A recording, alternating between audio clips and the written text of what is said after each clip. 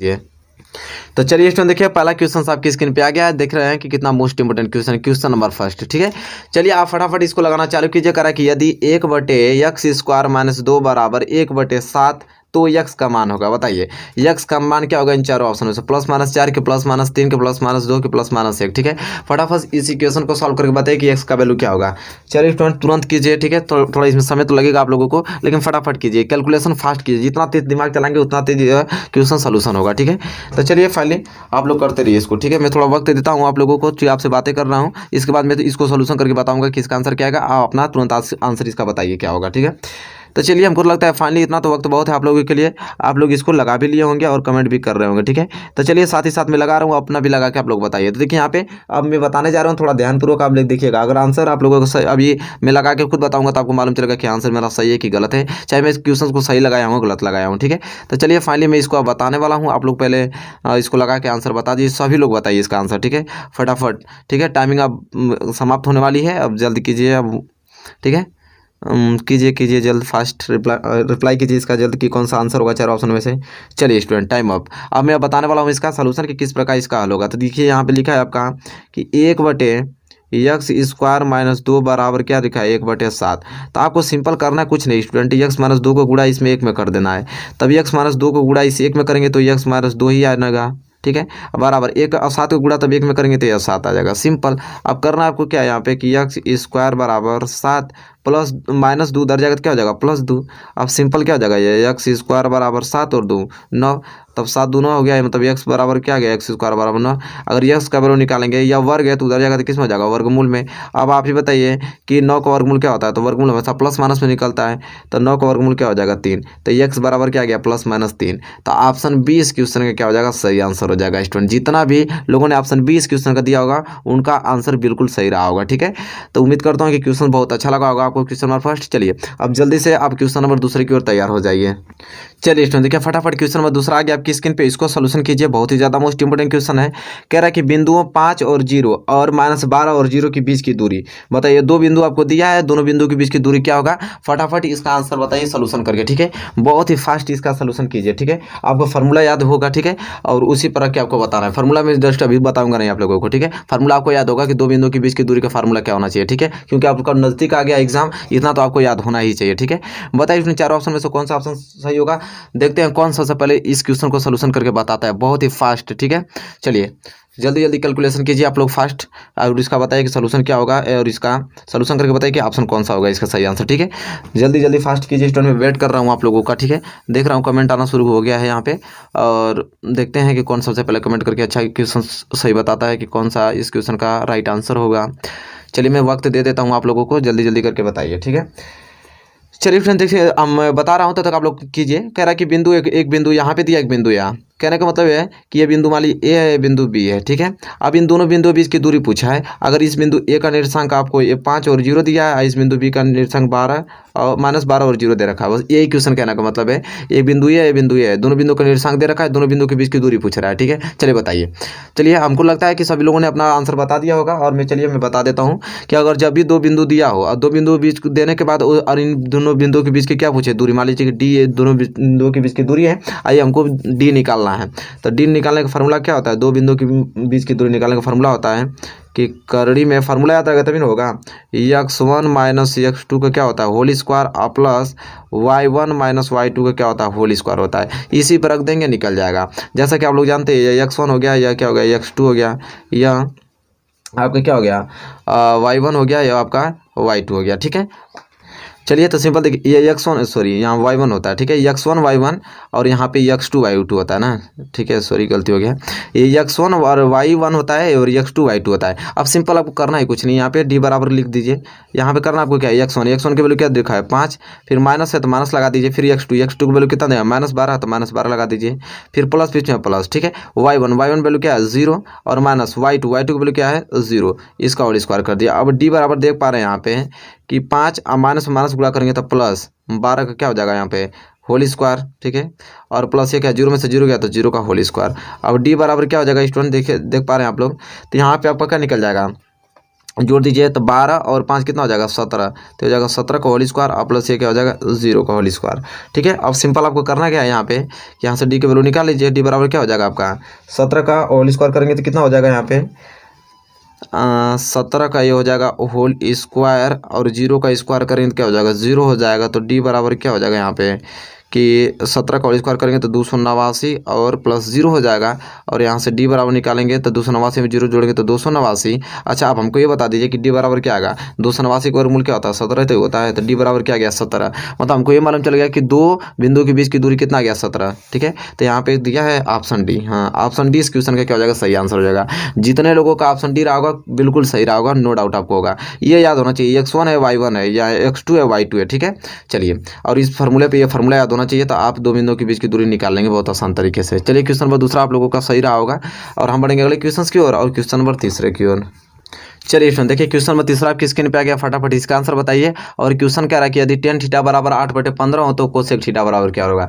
चलिए जल्दी से कैलकुलेशन करके इसको सोल्यूशन करके बताइए कि इसका सही आंसर क्या होगा चारों ऑप्शन में से। ठीक है, फटाफट कमेंट कीजिए और इसको लगाइए। ठीक है, रफ कॉपी कलम आपके पास होगा और तुरंत इसको फास्ट कैलकुलेशन करके बताइए हमें कि यदि tan थीटा बराबर 8/15 हो तो कोसेक थीटा क्या होगा। ठीक है, चलिए कमेंट कीजिए। बहुविकल्पीय सारे प्रश्न, मोस्ट इंपोर्टेंट क्वेश्चन, ऐसे ही प्रश्न आपको देखने को मिलेगा 2021 बोर्ड एग्जाम में। ठीक है, तो चलिए इसका बताइए सोल्यूशन करके इसका सही आंसर क्या होगा स्टूडेंट। ठीक है, जल्दी जल्दी फास्ट कीजिए आप लोग, बताइए। मैं समय आपको दे देता हूँ, भाई मैथ है तो मैथ में लगाने में थोड़ा वक्त तो लगेगा, लेकिन कोई नहीं, आप लोग तुरंत लगा के बताते रहिए। ठीक है, कि इसका सही आंसर क्या होगा। हाँ, ये नहीं लोप नहीं मारना है कि हाँ तुरंत आपने देखा तुरंत हाँ सी बी नहीं करना, आप पहले सोल्यूशन कर लीजिए इसका आराम से। ठीक है, इसके बाद आप सही आंसर बताइएगा कि इसका सही आंसर है क्या। ठीक है, तो चलिए मैं धीरे धीरे आपको बता भी देता हूँ, मैं लगा रहा हूँ तब तक आप लोग लगा के बता दीजिए।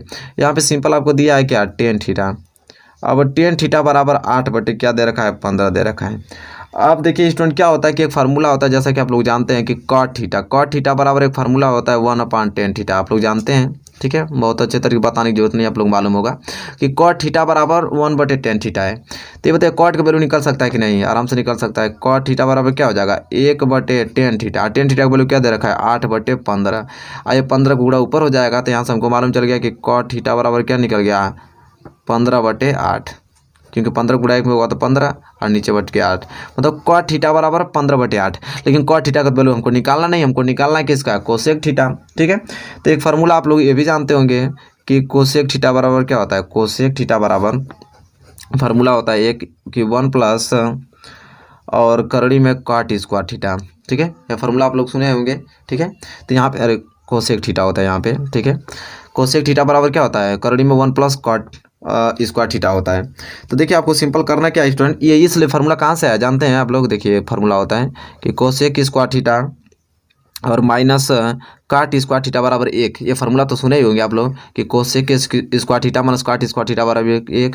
तो यहाँ से अगर मैं कोसेक स्क्वायर थीटा का वैल्यू निकालूँ तो क्या हो जाएगा 1 और माइनस cot स्क्वायर थीटा उधर जाएगा तो प्लस cot स्क्वायर थीटा हो जाएगा। ठीक है, और यहाँ पे सिर्फ कोसेक का वैल्यू मैं निकालूँ, सिर्फ कोसेक का कोसेक थीटा, तो ये वर्ग है उधर चल जाएगा तो किस में हो जाएगा वर्गमूल में, तो ये तो आएगा फार्मूला। तो वही चीज़ फार्मूला है, इसको मैं डायरेक्ट लिख दिया हूँ।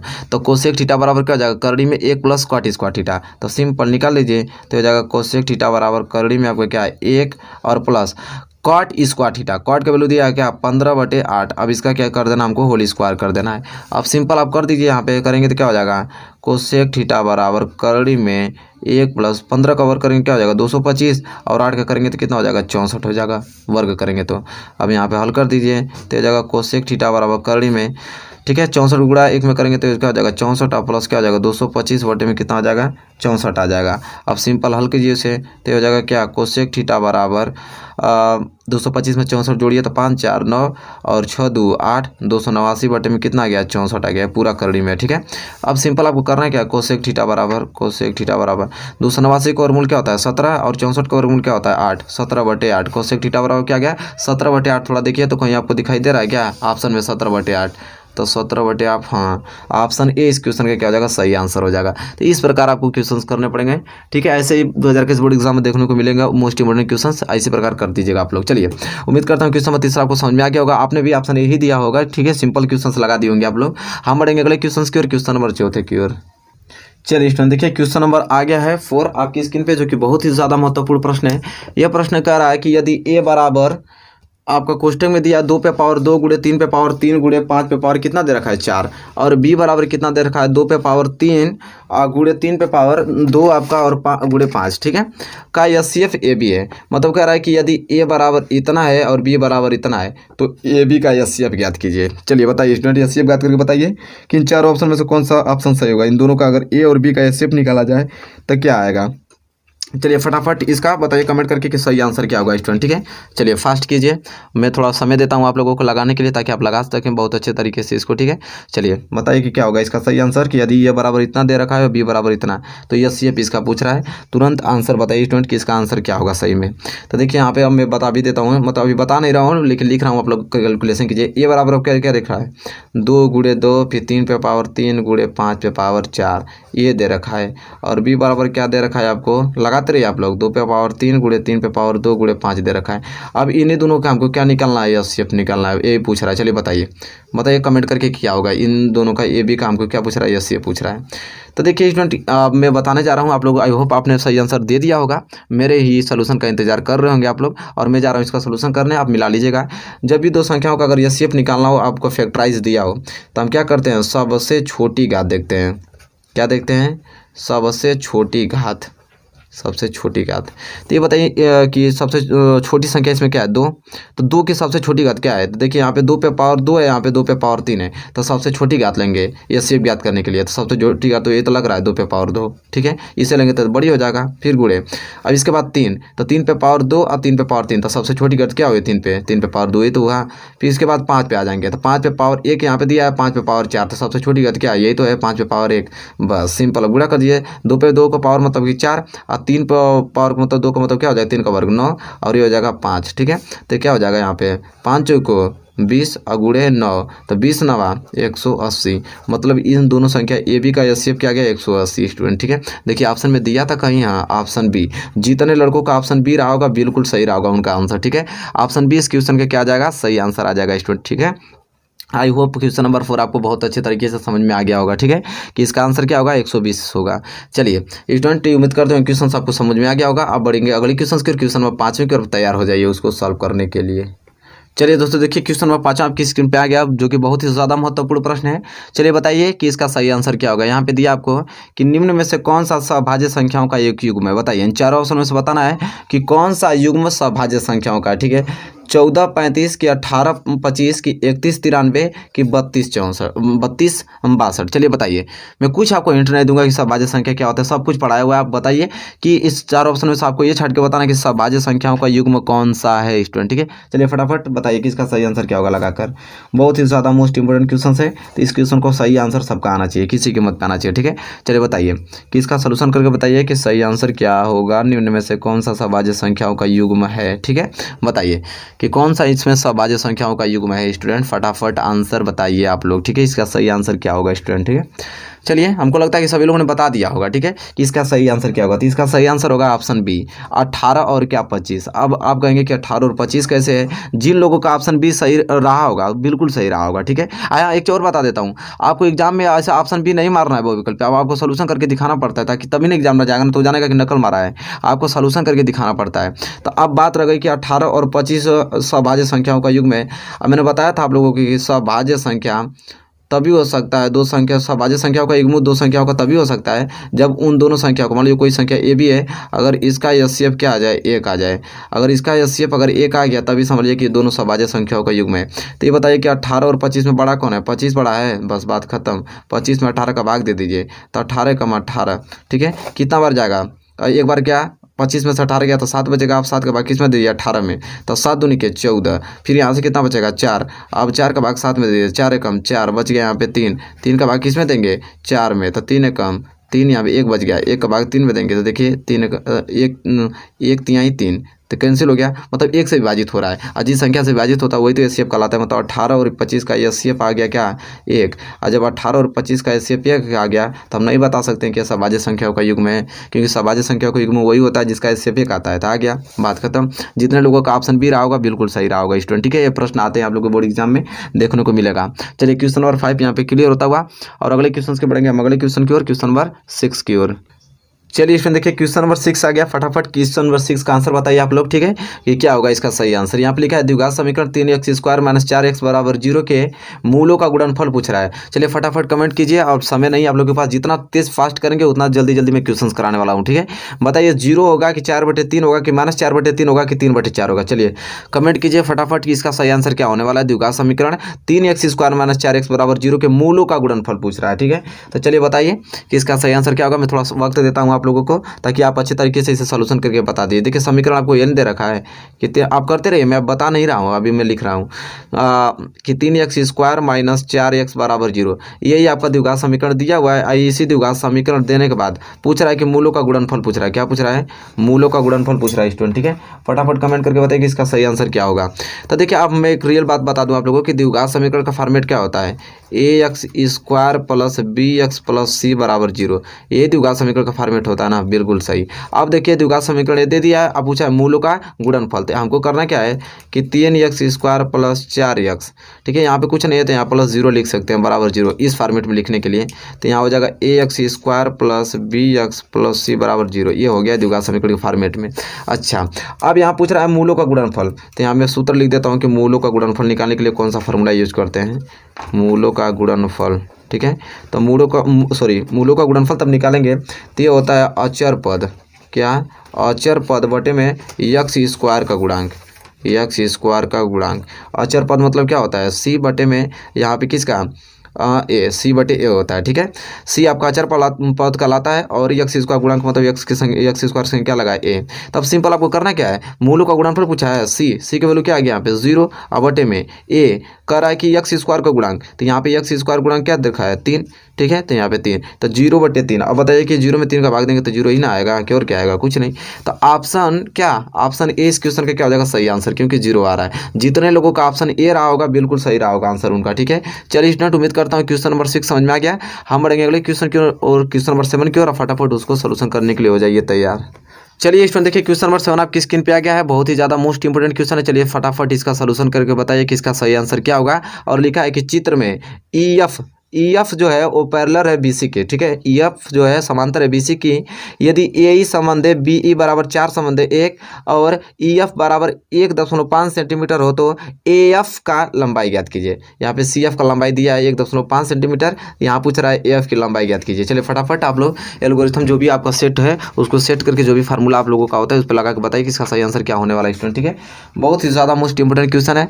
चलिए बताइए यहाँ पे लिखा है कि EF जो है वो पैरेलल है BC की। जो EF यह रेखा आपको दिखाई दे रही है वो BC के क्या है समांतर है, ठीक है। वो BC के क्या है, दोनों समांतर है। यदि AE संबंधे BE, देखिए AE संबंधे BE दिया है 4 संबंधे 1 और CF क्या लिखा है CF, C से लेके यहाँ तक EF की लंबाई दिया 1.5 सेंटीमीटर। तो AF का लंबाई पूछ रहा है, ठीक है। तो चलिए इसको बताइए कि इसका सही आंसर क्या होगा। स्टूडेंट अपने से एल्गोरिथम सेट कर लीजिए, मैं इसको बताऊंगा कि इसका सही आंसर क्या होगा। लेकिन पहले आप बता लीजिए सोल्यूशन करके, ठीक है, कि इसका सही आंसर क्या होगा स्टूडेंट, ठीक है। मैं वक्त दे रहा हूँ आप लोगों को कुछ समय, आप इसको सोल्यूशन करके बताइए फटाफट। और तब तक लिखता हूँ कि यहाँ पे दिया आपको क्या AE, मैं बता नहीं रहा हूँ, आप लोग लगा के तुरंत बताइए। AE संबंध क्या दिया है BE, इसके बराबर दे रहा है 4 संबंध 1। तो इसको मैं इस तरह लिख सकता हूँ कि नहीं AE बटे में BE, और इसे लिख सकता हूँ 4 बटे में 1। हमको मालूम चल गया कि AE यहाँ पे 4 है BE यहाँ पे 1 है, ठीक है। AE यहाँ पे 4 है BE यहाँ पे 1। चलिए फटाफट, हमको लगता है कमेंट सब लोग कर लिए होंगे। चलिए अब यहाँ देखिए, तो इसको मैं इस तरह ढंग से लिख सकता हूँ। AE 4 आ गया, AE या क्या आ गया 4, B और E आ गया 1, ठीक है। और हमको दे रखा था CF दे रखा था 1.5, ये CF 1.5। हमसे AF का वैल्यू पूछ रहा मतलब ये क्वेश्चन मार्क। तब स्टूडेंट हमको ये मालूम चल गया कि जब यह संख्या इस संख्या के क्या होती है समांतर होती है। जब यह संख्या इस संख्या के समांतर होती है तो अब देखिए यहाँ पे एक चीज़, ये दोनों समांतर हैं। तो यहाँ हम क्या समझेंगे कि यहाँ पे त्रिभुज, देखिए त्रिभुज 2 बन रहा है। एक त्रिभुज यहाँ पे बन रहा है AEF, जो A और EF ये जो समांतर आपको ये त्रिभुज आपको दिखाई दे रहा है AEF, ये जो त्रिभुज है वह और एक त्रिभुज को बना है ABC में, त्रिभुज ABC, ठीक है। ये दोनों त्रिभुज क्या हैं, समरूप त्रिभुज हैं, समरूप त्रिभुज है, समरूप त्रिभुज, ठीक है। अब देखिए नहीं एक चीज़ और मैं आप लोग बता दूँ, तब ये दोनों रेखाएं आपस में समांतर होने लगती है ना, तो यहाँ पे समानुपातिक अनुपात लगाते हैं, ठीक है। वो फार्मूला, और समानुपातिक अनुपात का फार्मूला क्या होता है कि AE बटे में मतलब ए ई, ये बटे में क्या हो जाता है आपका बी ई, ए ई बटे में बी ई, यह बराबर होने लगता है ए एफ बटे के, ए एफ बटे के सी एफ, ए एफ बटे सी एफ। यह समानुपातिक अनुपात होता है कब? जब ये दोनों समांतर रेखाएं हो जाती हैं, जब ये रेखा और ये रेखा पैरेलल हो जाती हैं, तो यहाँ पे हम कह सकते हैं कि ए ई बटे में बी ई और ए एफ बटे में सी एफ कह सकते हैं, ठीक है। ये समानुपातिक अनुपात होता है, ठीक है। अब यहाँ पे आपको करना क्या है, ए ई का वैल्यू कितना दे रखा है 4, और बटे में बी ई का वैल्यू कितना दे रखा है 1, बराबर ए एफ का तो वैल्यू निकालना है, ए एफ सी एफ का वैल्यू कितना दे रखा था 1.5 दे रखा है। अब सिंपल आपको करना है क्या, यहाँ पे गुणा कर दीजिए, 1.5 को गुणा इसमें करेंगे तो क्या जाएगा 15 चौको 60, और 0 1.0 बराबर 1 का गुणा ए एफ में करेंगे तो ए एफ आएगा, मतलब ए एफ बराबर क्या आ गया 6 आ गया, ठीक है। ए एफ बराबर क्या आ गया 6 सेंटीमीटर आ गया। ए एफ का वैल्यू पूछा था, देखिए तो कोई दिया है ऑप्शन बी, ए एफ बराबर 6.0 सेंटीमीटर, ठीक है। तो इस प्रकार इसका सोल्यूशन होगा, बहुत ही सिंपल क्वेश्चन से, बहुत ही अच्छा। जिनका भी ऑप्शन बी रहा होगा वो क्वेश्चन बिल्कुल सही रहा होगा उनका आंसर। उम्मीद करता हूं कि क्वेश्चन आप लोगों को बहुत अच्छे तरीके से समझ में आ गया होगा। चलिए क्वेश्चन नंबर 7 क्लियर हो गया, तो क्वेश्चन नंबर 8 की ओर बढ़ चलते हैं। चलिए उसको लगाइए। चलिए स्टूडेंट फटाफट इस क्वेश्चन का सही आंसर बताइए क्या होगा। देखिए दिया है कि यदि 2 cos 3 थीटा बराबर 1 तो थीटा बराबर क्या होगा। बहुत ही ज़्यादा most important question. 2 cos 3 theta बराबर 1 तो थीटा बराबर क्या होगा 10 डिग्री, 15 डिग्री, 20 डिग्री, 30 डिग्री। फटाफट इसका सही आंसर बताइए स्टूडेंट। बहुत ही ज़्यादा मोस्ट इंपॉर्टेंट क्वेश्चन है और सबका आंसर सही आना चाहिए, क्योंकि बहुत ही सिंपल भी क्वेश्चन है, बहुत ही ज़्यादा भारी भी क्वेश्चन नहीं है, ठीक है। बहुत ही सिंपल क्वेश्चन बताइए, इसे सोल्यूशन करके इसका सही आंसर क्या होगा चारों ऑप्शनों में से, ठीक है। जल्दी जल्दी पेन कॉपी लिए, जल्दी जल्दी इसको ट्राई कीजिए कि इसका सही आंसर क्या आएगा। अगर आपको दिया है कि 2 cos 3 थीटा, 2 cos 3 थीटा बराबर क्या दे रखा है 1, और पूछा कि थीटा बराबर क्वेश्चन मार्क, तो चलिए बताइए कि क्या होगा थीटा का वैल्यू, ठीक है। तो चलिए मैं फाइनली आप लोगों को बता देता हूँ कि यहाँ पे किस प्रकार इसे लगाएंगे हम। तो ये बताइए कि यहाँ पे 2 cos 3 थीटा बराबर 1 बताते रहिए, मैं वक्त दे रहा हूँ आप लोगों को लगाने का, ठीक है। जल्दी जल्दी बताइए, हमको लगता है कि सभी लोगों ने दे दिया। अब आप देखिए मेरा सोल्यूशन, 2 cos 3 थीटा बराबर 1, तो यहाँ पे देखिए cos 3 थीटा, या अगर यहाँ cos 3 थीटा का वैल्यू निकालें तो ये 1 2 गुणा में, तो 2 कहाँ जाएगा भाग में। हमको मालूम चल गया कि cos 3 थीटा बराबर 1/2 होता है। तो ये बताइए कि ये तो cos 3 थीटा हुआ। अब cos का कितना वैल्यू 1/2 होता है, cos का कितना अंश का वैल्यू 1/2 होता है, तो cos 60 अंश का वैल्यू, cos 60 अंश का वैल्यू क्या होता है 1/2। तो 1/2 को मैं cos 60 अंश नहीं लिख सकता हूँ, आराम से लिख सकता हूँ। तो ये cos 3 थीटा बराबर cos 60 अंश आ गया। cos से cos कैंसिल हो गया आपका, 3 थीटा बराबर कितना 60 अंश। अब थीटा बराबर क्या हो जाएगा 60/3, कटा दीजिए तो थीटा बराबर 3 दूनी के 6, थीटा बराबर 20 अंश। देखिए तो ऑप्शन सी इस क्वेश्चन का क्या हो जाएगा सही आंसर। तो देखिए बहुत ही ज़्यादा सिंपल क्वेश्चन, जितने लोगों का ऑप्शन सी रहा होगा बिल्कुल सही आंसर रहा होगा स्टूडेंट। बहुत ही अच्छा क्वेश्चन है, उम्मीद करता हूँ क्वेश्चन मेरिट आपको समझ में आ गया होगा। चलिए इसी के साथ हम बढ़ेंगे अगले क्वेश्चन की ओर, क्वेश्चन नंबर 9 की ओर। चलिए स्टूडेंट देखिए क्वेश्चन नंबर 9 बहुत ही ज़्यादा मोस्ट इंपॉर्टेंट आपकी स्क्रीन पे आ गया। फटाफट इसका आंसर बताइए। बहुत ही मोस्ट इंपॉर्टेंट प्रश्न है स्टूडेंट कि यदि एक वृत्त का परिमाप एक वर्ग के परिमाप के बराबर है तो उनके क्षेत्रफलों का अनुपात है। बताइए, बहुत ही ज़्यादा मोस्ट इंपॉर्टेंट है। यदि कोई एक वृत्त है, उस वृत्त का परिमाप और वर्ग, वृत्त का परिमाप और वर्ग का परिमाप दोनों आपस में अगर बराबर हों तो उनके क्षेत्रफलों का अनुपात क्या होगा। बहुत ही ज़्यादा मोस्ट इंपॉर्टेंट। जल्दी जल्दी बताइए कि इसका सही आंसर क्या होगा स्टूडेंट, ठीक है। चलिए बताइए कि इसका सही आंसर क्या होगा, कमेंट करके बताइए कि क्या होगा, क्योंकि क्वेश्चन थोड़ा बड़ा है। आप इसको सोल्यूशन करके बताइए स्टूडेंट, ठीक है। मैं वक्त देता हूँ और इसमें लगाऊंगा भी, ठीक है। तो लगाता रहूँगा, तब तक आप आंसर देंगे तभी आपका सही हो जाएगा, कोई दिक्कत है नहीं, ठीक है। क्योंकि मैं तुरंत अभी लगा नहीं लूँगा, लगाता रहूँगा धीरे धीरे, तब तक आप लोग अपना भी लगाते रहिएगा, बस तुरंत आंसर बता दीजिएगा, ठीक है। तो चलिए आपके पास समय में दे देता हूँ कुछ, ताकि आप कुछ कैलकुलेशन कर लें, इसके बाद मैं बताना स्टार्ट करता हूँ। तब तक यहाँ मैं सोल्यूशन लिखता हूँ धीरे धीरे, ठीक है। आप लोग फटाफट करते रहिए। ये यदि एक वृत्त का परिमाप, अच्छा बताइए कि वृत्त का परिमाप और एक वर्ग का परिमाप, वृत्त का परिमाप निकालने के लिए हमें त्रिज्या की जरूरत पड़ेगी, ठीक है, और वर्ग का परिमाप निकालने में मुझे भुजा की जरूरत पड़ेगी। तो हमको त्रिज्या ना मालूम है ना भुजा, तो हम यहाँ पर लिखेंगे पहले कि माना, यहाँ लिखते हैं हम लोग धीरे धीरे, तो आप लोग लगाइए माना वृत्त की त्रिज्या, माना वृत्त की त्रिज्या। अच्छा बताइए माना वृत्त की त्रिज्या, तो वृत्त की त्रिज्या क्या होता है आर, तो आर को हम क्या मान लेंगे, माना वृत्त की त्रिज्या मान लेंगे, ठीक है। तो माना वृत्त की त्रिज्या मैंने क्या मान लिया, स्मॉल आर मान लिया, ठीक है।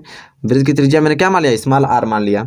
और वर्ग की भुजा, ठीक है, वर्ग की भुजा, वर्ग की भुजा मान लेते हैं।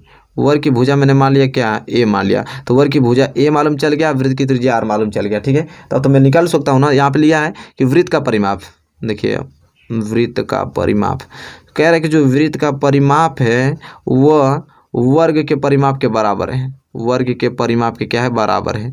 वृत्त का परिमाप वर्ग का परिमाप दोनों बराबर है। तो ये तभी वृत्त का परिमाप का क्या फॉर्मूला होता है 2πr, और वर्ग का परिमाप क्या होता है 4a, सिंपल। अब आपको करना क्या है, यहाँ पे ध्यान से समझिए, यहाँ पर आपको करना है कि 2 दूनी के 4, ये हो जाएगा पाई आर बराबर 2a। तो अगर यहाँ से a का वैल्यू निकालूँ तो क्या हो जाएगा पाई आर बटे 2, ये ना होगा पाई आर बटे 2। पाई आर ऐसे ही रहेगा, 2 गुणा में तो भाग में चला जाएगा, मतलब a बराबर क्या आ जाएगा पाई आर बटे 2 आ गया। अब स्टूडेंट ये आ गया आपका रहा कि उनके वर्गों के क्षेत्रफल का अनुपात बताइए, ठीक है, अरे सॉरी उनके क्षेत्रफलों का अनुपात बताइए। तो उनके क्षेत्रफलों का अनुपात का मतलब क्या कि वृत्त का क्षेत्रफल, पहले वृत्त का क्षेत्रफल बटे में वर्ग का क्षेत्रफल, यही ना अनुपात होगा। चलिए, तो वृत्त का क्षेत्रफल बटे में वर्ग का क्षेत्रफल। वृत्त का क्षेत्रफल का फॉर्मूला क्या होता है स्टूडेंट पाई आर स्क्वायर, और वर्ग का क्षेत्रफल आपका ए स्क्वायर होता है, ठीक है। तो सिंपल देखिए आपको करना क्या है यहाँ पे कि ये हो जाएगा पाई आर स्क्वायर ए स्क्वायर, ए का वैल्यू क्या है यहाँ पे आया है पाई आर बटे 2, तो इसका क्या कर देना हमको स्क्वायर कर देना है।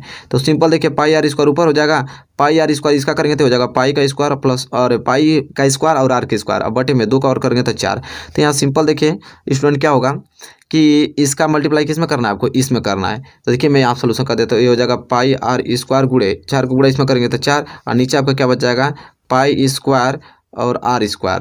तो आर स्क्वायर तो आर स्क्वायर कैंसिल, एक पाई से भी पाई कैंसिल, तो ऊपर बच गया क्या स्टूडेंट आपका, ऊपर बच गया आपका 4 और नीचे बच गया आपका पाई, ठीक है, ये ना बचा, ऊपर बच गया 4 और नीचे बच गया पाई। अब देखिए इसका सोल्यूशन मैं यहाँ करता हूँ, तो ऊपर आपका 4 तो ऐसे रहेगा, अब पाई का मान क्या होता है 22/7, ठीक है स्टूडेंट। अब सिंपल आपको करना क्या है स्टूडेंट कि इस 7 की मल्टीप्लाई क्या होगी 4 में, तो 7 चौक 28, 28 बटे में क्या हो जाएगा 22, ये अनुपात हो गया, कटा दीजिए, 2 से कटाएंगे तो 14 बार में, 2 से कटाएंगे तो 11 बार में, तो क्या आ जाएगा 14 संबंधी 11 आ जाएगा इसका अनुपात, ठीक है। देखिए कहीं 14 संबंधी 11 दिया है, 14, हाँ ऑप्शन बी इस क्वेश्चन का क्या हो जाएगा सही आंसर हो जाएगा स्टूडेंट। आई होप ये क्वेश्चन आपको समझ में आ गया होगा, ठीक है।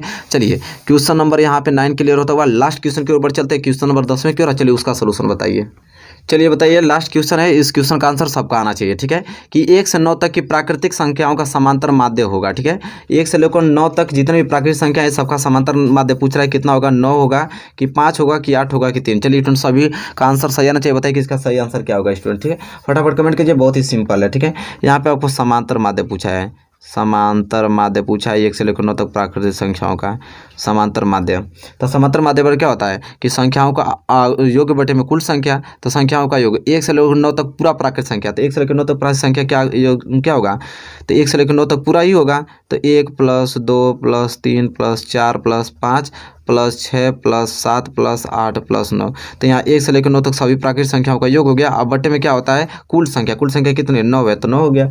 चलिए फटाफट आंसर आप लोग बता दिए, मैं इसका सोल्यूशन बता रहा हूँ आप लोगों को, क्या हो जाएगा यहाँ पे जोड़ते हैं तो 9 8 कितना हो जाएगा 17, और 17 में 7 जोड़ेंगे तो कितना हो जाएगा 24, और 24 और 6 30, 30 5 35, और 35 और 39, 39 3 42, और 42 और 3 कितना हो जाएगा 45। तो ऊपर 45 और नीचे आपका 9, 9 5 है 45, कितना आ गया 5। तो देखिए आपको ऑप्शन बी 5 आ गया, यही इसका सही आंसर होगा। जितने लोगों का ऑप्शन बी रहा होगा बिल्कुल सही आंसर रहा होगा स्टूडेंट, ठीक है। तो चलिए फटाफट आप लोग आंसर बता ही दिए होंगे इसका। तो चलिए आप कमेंट करके हमको ये बताइए कि आप लोगों का 10 में से कितना मार्क्स मिला है, कितना मतलब क्वेश्चन कितना सही था आप लोगों का, ठीक है। ईमानदारी से आपको बताना है स्टूडेंट, ठीक है। सारे प्रश्न आपको तो क्लियरली तैयार हो गए होंगे, ठीक है, जब तक देख रहे हैं आप लोग। तो वीडियो आपको पसंद आए तो प्लीज़ लाइक कीजिए, और चैनल पर नया तो चैनल को सब्सक्राइब कर लीजिए और बेल आइकन को प्रेस कर लीजिए। इसी तरह आप हमारे साथ बने रहिए, टेस्ट कराते रहूँगा, अच्छे तरीके से सोल्यूशन बताता रहूँगा। तब तक के लिए दोस्तों धन्यवाद, मिलेंगे आपसे नेक्स्ट वीडियो में।